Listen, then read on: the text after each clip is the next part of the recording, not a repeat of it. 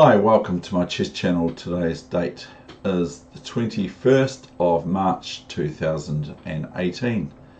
I'm David Weegenaar, of course, and let's get on with it. Here is a game that I would entitle from Chess for Tigers, How to Catch Heffalumps, or Fortune Favours the Lucky. Because to be honest, I was a wee bit lucky. I lost a rook, but it worked out quite well, so it might look like to my opponent that I planned it. But I did actually lose a rook, but it turned out quite nice with a wee little knight maneuver. Okay, so here we go. E4, C5. So everyone knows that's the sad thing about chess, is that I'm primed to play B4, the wing gambit. And Magnus Carlsen actually plays an A3 wing gambit or something like that. But I'm onwards and upwards. I just go and take the whole, I offer the whole pawn up.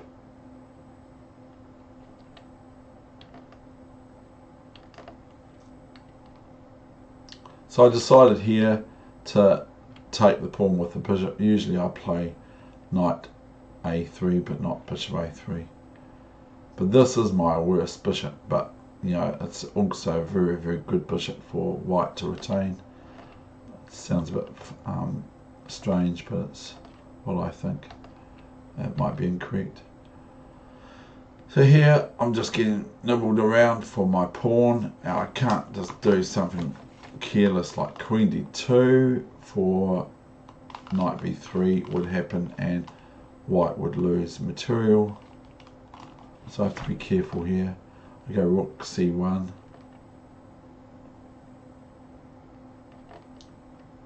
and here I thought this was a move that I felt was inaccurate. I'm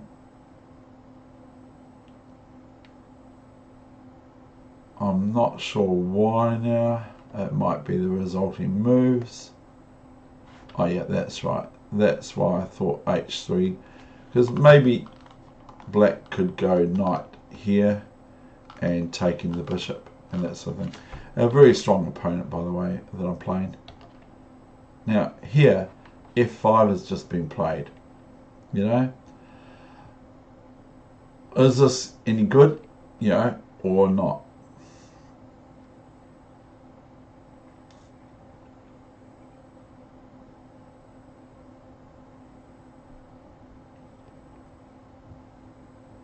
So here f5 has just been played by black. Look, I'll show you again twice. f5. So have I got anything here?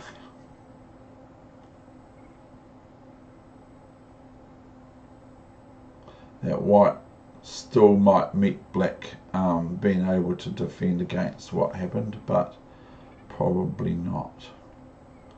So f5, I went ef6. That looks alright, doesn't it, for black? Now, if knight e3, which would stop what I do next, then I'll just go new variation. I'll just go pawn takes pawn, or f g7. And now I'm threatening, of course, queen. Pawn takes rook. So if any sort of strange move like knight f1, I just go pawn takes rook on h8, queen check, etc. So if here, then I can capture here now, and then this knight can't go here because of bishop f5, and there's no way for black to retreat their knight back to get their piece back. So that's a wee clue for what happens next. So I go ef6 here, and my opponent goes gf6. Now what do I play? And I'm sure everyone by now has seen it. I go knight t5, and obviously the pawn cannot capture the knight on d5, and it is threatening the queen at the same time, as well as knight f6 check. So I'm threatening this, as well as knight c7, which black's not silly, they're a good player. They're not going to allow knight c7, unless they move their queen, they will allow. And also I'm threatening knight f6, but the pawn can't take, of course, because of check to the queen and the king, and the king. So anyway, queen d8. Now I went back, had my feed. I don't have to go back though, I can just take this knight now, but I went back because I'm threatening something else. Now I'm threatening just knight e6, so I'm on a bit of a roll. So as well as that, I'm also threatening bishop c4 now, and if this, it's no good because of queen e6 check and c4, etc.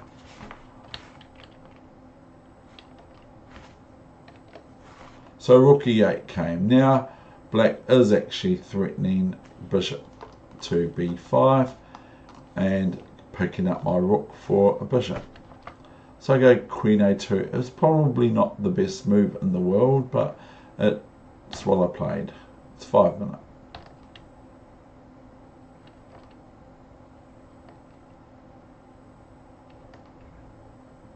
Now black's intravenously hitting my knight on f4 with queen f4, and actually black's play could have been a bit better than what they played. c5 now comes a move that provokes my my view of the game, or whatever you want to say. It sort of like c5. He plays, or she, or this player plays rook c6, and so my knight's attacked, but then I go, well, where's the rook going to go in the very foreseeable future? So I go knight here, threatening, of course, knight b4. Plus I can also play things like this as well, if it so suits me. So here comes knight e7, and I'll just go knight b4. So I'm picking up material. Maybe black could have played a5 to prevent this move, but I'd probably be very interested in this move here if a5. We'll just have a look at that. Okay, d5, and now I'm threatening the rook, of course. So black would probably, I feel like getting rid of this pawn on d5 with chomp, chomp. And now if rook e6, that's not too bad actually. I cannot take this knight on here. Why not? Because of rook e1 check.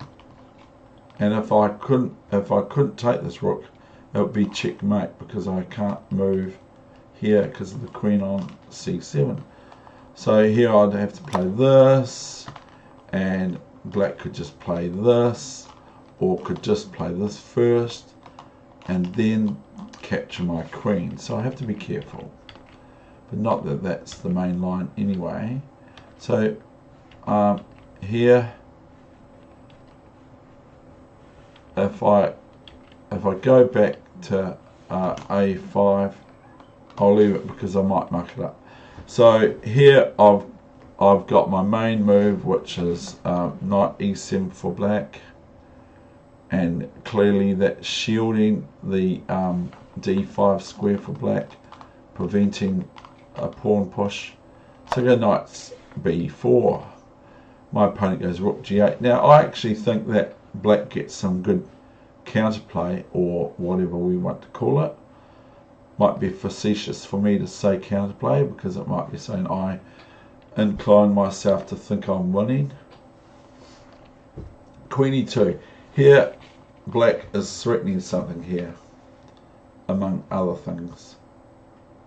Can you see what black is threatening here?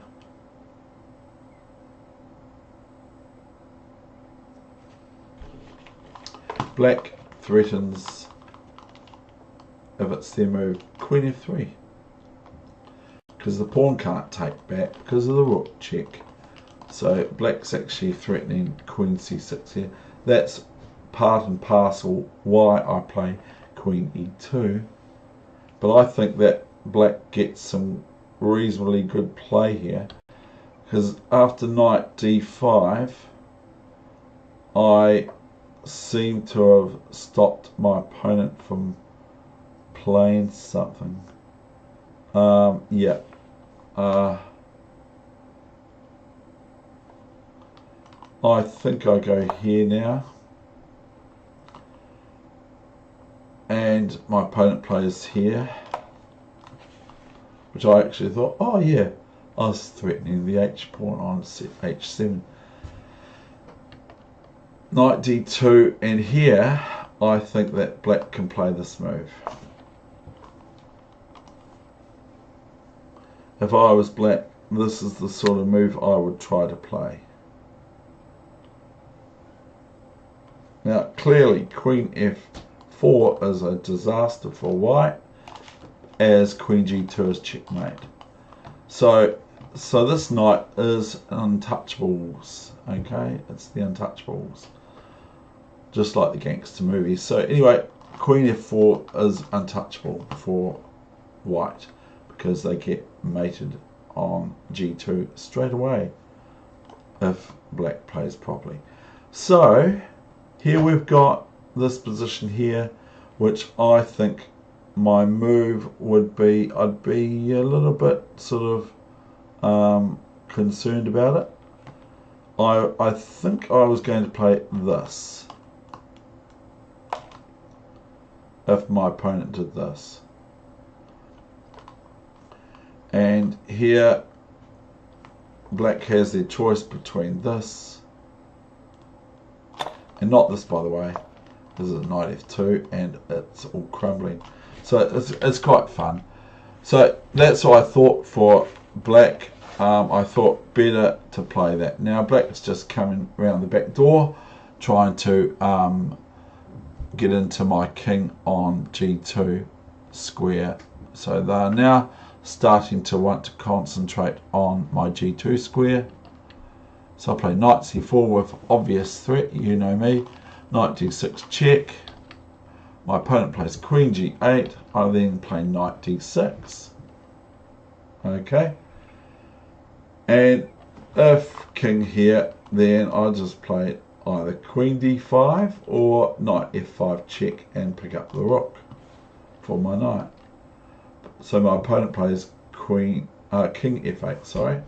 Now if there was no bishop here, then I would be able to play queen takes knight. I'm sorry, I pointed in front of the screen, you can't see it. So queen takes knight, and if pawn takes queen, then rook e8 is checkmate. But my opponent has got a bishop on d7.